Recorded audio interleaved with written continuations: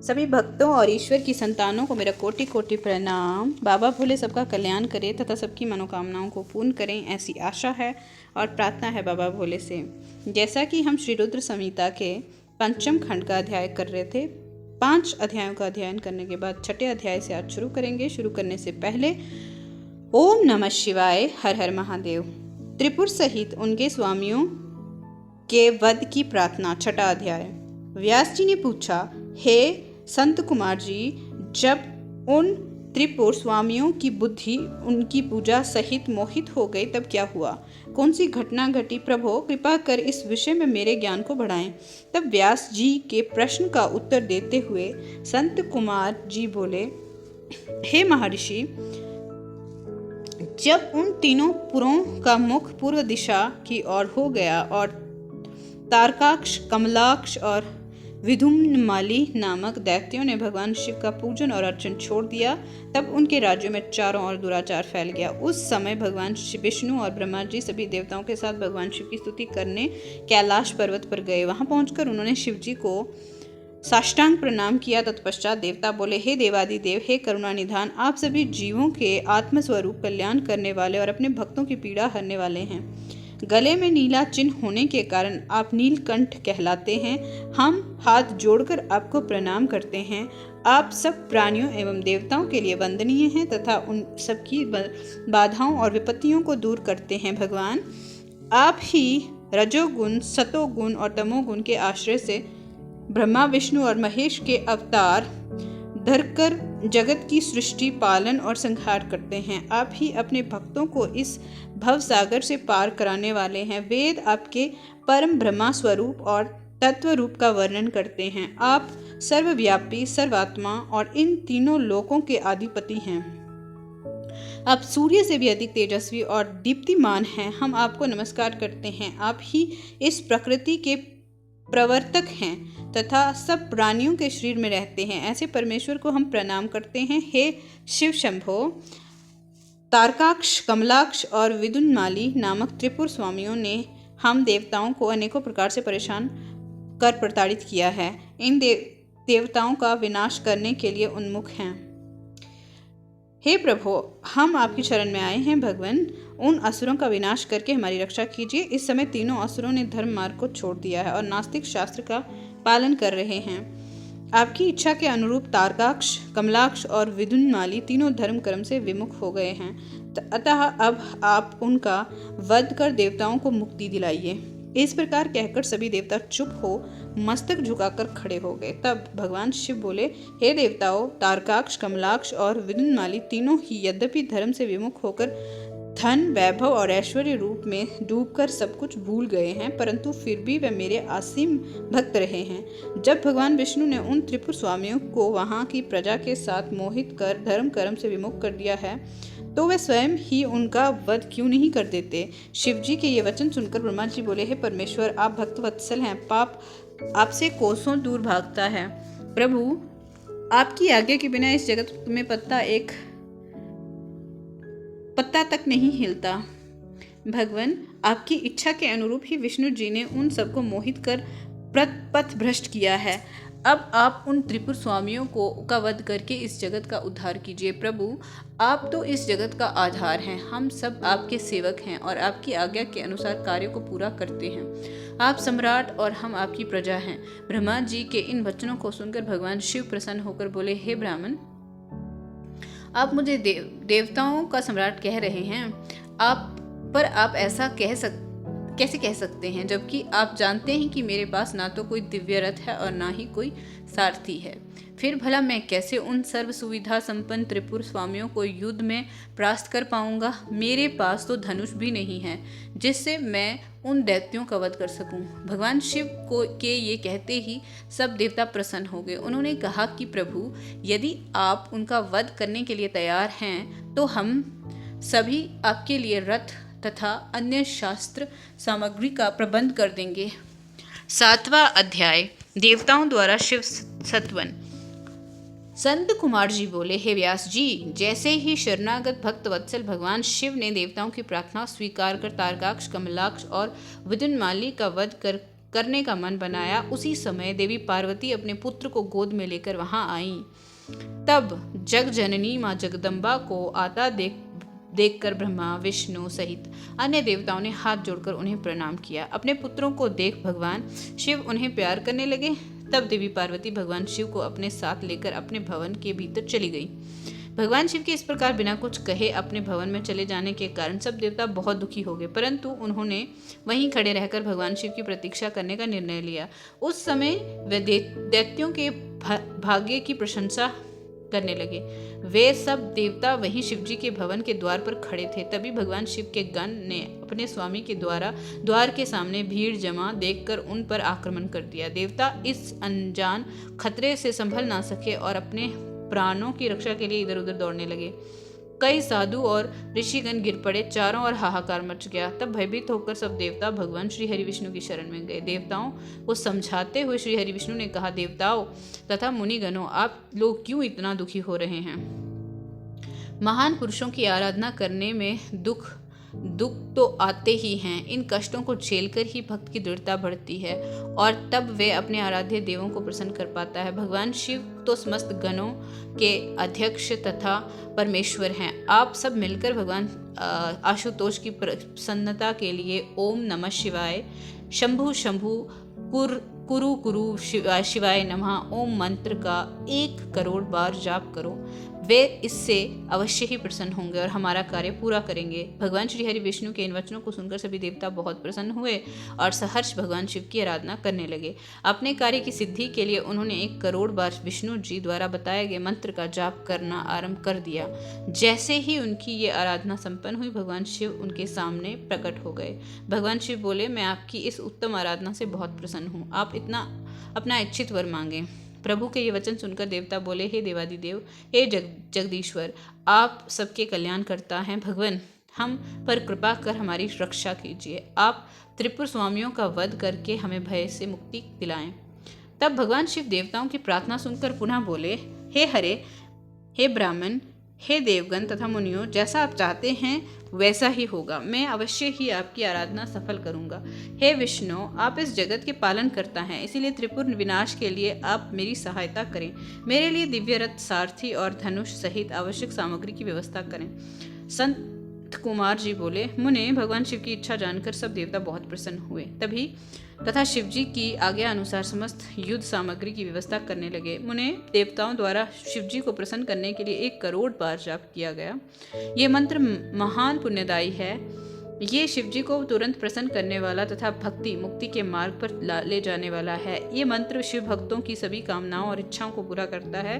इस मंत्र से धन यश की प्राप्ति होती है और आयु में वृद्धि होती है। ये निष्काम मनुष्यों के लिए मोक्ष प्राप्ति का साधन है। जो मनुष्य भक्ति भाव और शुद्ध हृदय से इस मंत्र को जपता है, उसकी सभी अभिलाषाएं भक्तवत्सल कल्याणकारी भगवान शिव अवश्य ही पूरी करते हैं। 8वां अध्याय, दिव्य रथ का निर्माण। व्यास जी ने संत कुमार जी से पूछा, हे सनंत कुमार जी, आप अत्यंत बुद्धिमान और सर्वज्ञ हैं। आपने मुझे अद्भुत शिव कथा सुनाने की कृपा की है। मुनि, जब भगवान शिव ने देवताओं के अभीष्ट कार्यों को पूरा करने के लिए त्रिपुर स्वामियों का वध करने हेतु विष्णु जी से दिव्य रथ का निर्माण करने के लिए कहा, तब विष्णु जी ने क्या किया? दिव्य रथ का निर्माण किसने और कैसे किया? सूत जी बोले, हे मुने, व्यास जी की ये बात सुनकर संत कुमार जी ने भगवान शिव के चरणों का ध्यान करके कहा, भगवान शिव के लिए दिव्य रथ के निर्माण करने के लिए देवताओं ने अपने शिल्पी विश्वकर्मा को बुलाकर उन्हें कार्य सौंपा। तब भगवान शिव के अनुरूप ही विश्वकर्मा ने उनके लिए रथ का निर्माण किया। उस रथ के समान कोई दूसरा रथ नहीं था। वह दिव्य रथ सोने का बना हुआ था। उस रथ की दाएं पहिए में सूरज और बाएं पहिए में चंद्रमा लगे हुए थे। सूर्य के पहिए में 12 अर्रे लगे हुए थे, जो कि 12 महीनों का प्रतिनिधित्व कर रहे थे। चंद्रमा के पहिए में लगे 16 अर्रे चंद्रमा की 16 कलाओं का प्रदर्शन कर रहे थे। ब्रह्मांड में विद्यमान अश्विनी आदि 27 नक्षत्र उस रथ के पीछे के भाग को शोभा दे रहे थे। 6 ऋतु सूर्य और चंद्रमा के बने पहिए की धुरी बनी। अंतरिक्ष के आगे का भाग और मंदराचल पर्वत उस रथ में बैठने का स्थान बना तथा समतसर रथ का वेग बनकर उसे गति प्रदान करने लगा। इंद्रियां उस दिव्य रथ को चारों ओर से सुसज्जित की थी तथा श्रद्धा रथ की चाल बनी। वेदों के अंग रथ के भूषण तथा पुराण, न्याय, मीमांसा तथा धर्मशास्त्र आदि रथ की शोभा बढ़ाने लगे। महान तीर्थ पुष्कर दिव्य रथ की ध्वज पताका बनाकर फहराने लगा। विशाल समुद्रों ने रथ के बाहरी भाग का निर्माण किया। गंगा, यमुना आदि पवित्र नदियां स्त्री रूप धारण कर रथ में चंवर डुलाने लगी। स्वयं ब्रह्मा जी उस दिव्य रथ में सारथी बनकर भगवान शिव की सेवा में उपस्थित हुए तथा ओमकार उनके रथ का चाबुक बना। आकार विशाल छत्र बनकर रथ को शोभित करने लगे। भगवान शिव के धनुष का निर्माण करने हेतु शैलराज हिमालय स्वयं धनुष बनने तो नागराज उस धनुष के लिए प्रत्यंचा बने। देवी सरस्वती धनुष की घंटा और भगवान श्री हरि बाण बने और अग्निदेव ने बाण की नोक में अपनी शक्ति डाली। ऋग्वेद, सामवेद, यजुर्वेद और अथर्ववेद उस दिव्य रथ में घोड़े बनकर जुट गए। वायुदेव बाजा बजाने लगे। उस दिव्य रथ में इस ब्रह्मांड की हर वस्तु उपयोगिता बढ़ा रही थी। इस प्रकार देवताओं के शिल्पी विश्वकर्मा ने उस उत्तम दिव्य रथ का निर्माण किया। 9वां अध्याय, भगवान शिव की यात्रा। संत कुमार जी बोले, हे ऋषि, भगवान शिव के लिए बनाया गया वे दिव्य रथ अनेकानेक आश्चर्यों से युक्त था। विश्वकर्मा द्वारा बनाया गया ये रथ ब्रह्मा जी ने भगवान शिव को समर्पित कर दिया। तत्पश्चात श्री हरि, विष्णु, ब्रह्मा जी और सभी देवता एवं ऋषि मुनि कल्याणकारी भगवान शिव की प्रार्थना करने लगे। उन्होंने भगवान शिव को दिव्य रथ पर आरूढ़ किया। स्वयं ब्रह्मा जी उस रथ के सारथी बने। भगवान शिव के रथ पर आरूढ़ होते ही चारों दिशाओं में मंगल गान होने लगे, पुष्प वर्षा होने लगी। ब्रह्मा जी ने सर्वेश्वर शिव की आज्ञा लेकर रथ को आगे बढ़ाया। वे उत्तम दिव्य रथ भगवान शिव को लेकर विद्युत की गति से आकाश में उड़ने लगा। मैं जब भगवान शिव का वे दिव्य रथ तेजी से आकाश मार्ग में से होता हुआ उन त्रिपुरों की ओर ले जा रहा था, तो बीच मार्ग में ही कल्याणकारी देवादिदेव भगवान शिव ब्रह्मा जी से बोले, हे विधाता, तारकाक्ष, कमलाक्ष और विदुन्माली नामक परम बलशाली राक्षसों का वध करने के लिए मुझे उनके समान ही शक्ति चाहिए। वे तीनों असुर पहले मेरे परम भक्त थे, परंतु श्री हरि की माया से मोहित होकर उन्होंने भक्ति मार्ग को त्याग दिया है। अब उन त्रिपुर स्वामियों में तामसिक प्रवृत्ति बढ़ गई है, पशुत्व बढ़ गया है। अतः उन तीनों दैत्यों का संहार करने के लिए मुझे भी पशुओं की सी शक्ति की आवश्यकता होगी। अतः आप सब देवता पशुत्व की वृद्धि करने हेतु पशुओं का आधिपत्य मुझे प्रदान करें, तभी उन असुरों का वध हो पाएगा। भगवान शिव के इस प्रकार के वचन सुनकर सभी देवता चिंतित हो गए और सोच में डूब गए। पशुत्व की बात सुनकर उनका मन अप्रसन्न हो गया। देवताओं को सोच में देखकर भक्तवत्सल भगवान शिव की स्थिति समझते देर नहीं लगी। वह देवताओं की चिंता तुरंत समझ गए। देवताओं ने भगवान शिव से कहा, देवताओं से भगवान शिव ने कहा, देवताओं, इस प्रकार दुखी मत हो, मैं तुम्हारे दुख का कारण समझ गया हूँ। तुम लोग ये कदापि मत सोचो कि पशुत्व से तुम्हारा पतन हो जाएगा। मैं तुम्हें पशुत्व से मुक्ति का मार्ग बताता हूँ। हे देवताओं, जो भी पवित्र मन से और स्वच्छ निर्मल हृदय एवं उत्तम भक्ति भावना से दिव्य पशुपत व्रत को पूरा करेंगे, वे सदा सदा के लिए पशुत्व से मुक्त हो जाएंगे।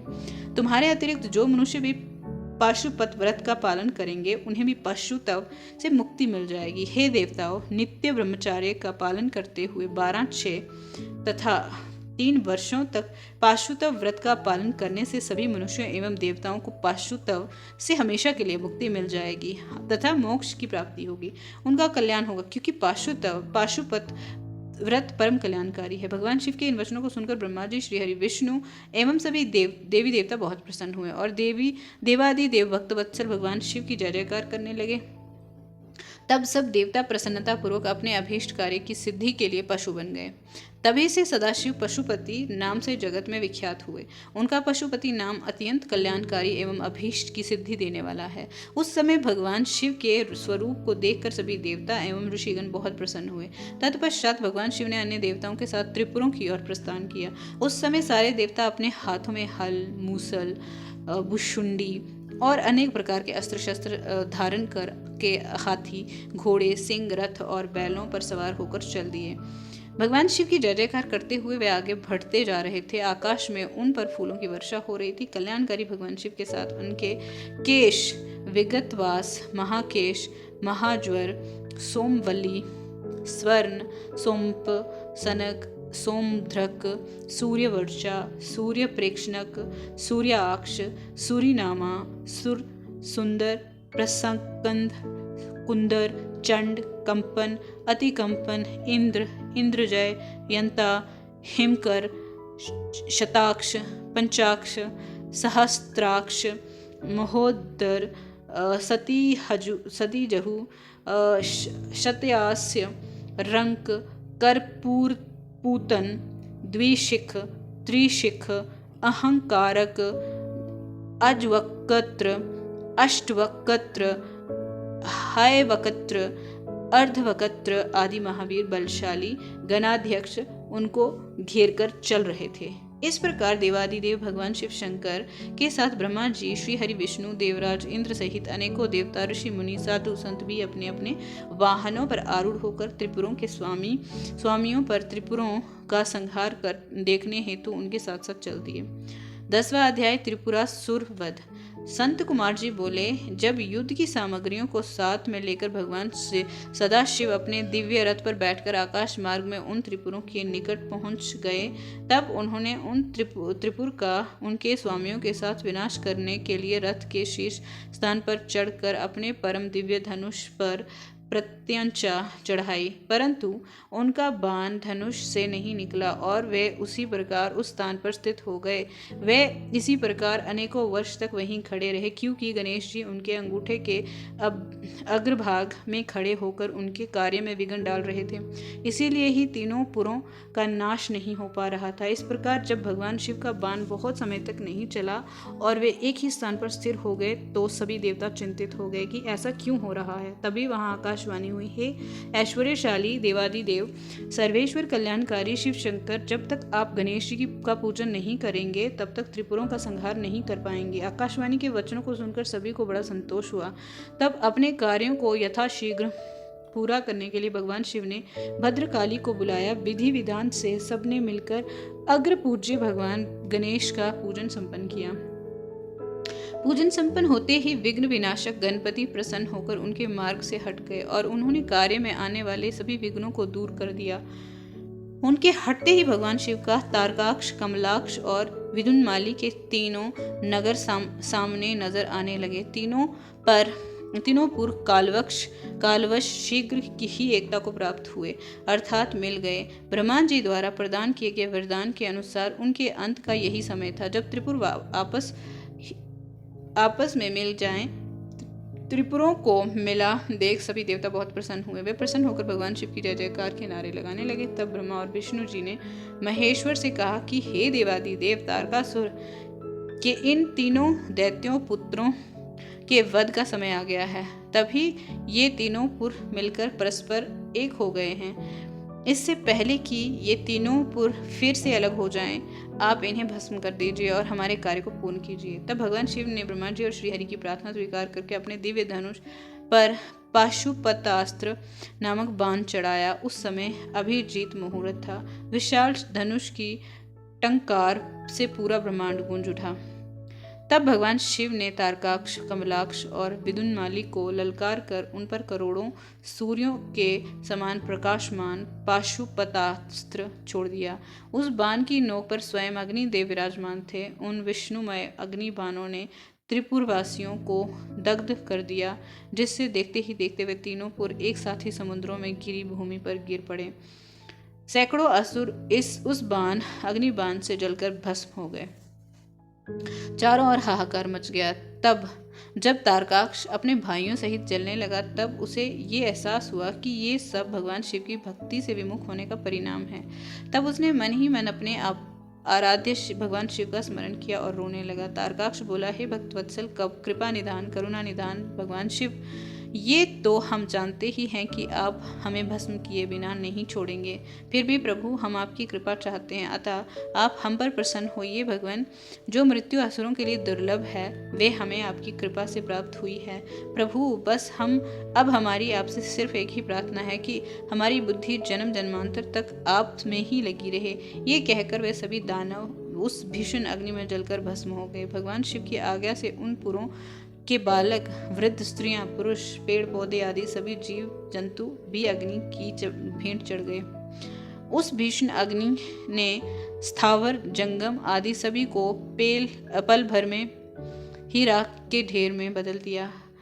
पाशुपतास्त्र से प्रज्वलित अग्नि ने सभी जलकर भस्म हो गए। परंतु भगवान शिव का भक्तमय नामक दैत्य, जो असुरों का विश्वकर्मा था और जो देवों का विरोधी भी नहीं था, भगवान शिव के तेज से सुरक्षित बच गया। इस प्रकार जिन दैत्यों ने या प्राणियों का किसी भी स्थिति में मन धर्म के मार्ग पर विचलित नहीं होता है, उनका पतन किसी भी स्थिति में किसी के द्वारा नहीं होता है। इसीलिए सज्जन पुरुषों को सदैव अच्छे कर्म ही करने चाहिए। दूसरों की निंदा करने वालों को का सदा ही विनाश होता है। अतः हम सभी को पर निंदा से बचना चाहिए और अपने बंधु बांधवों के साथ इस जगत के स्वामी भगवान शिव की आराधना में तन्मय होकर लगे रहना चाहिए।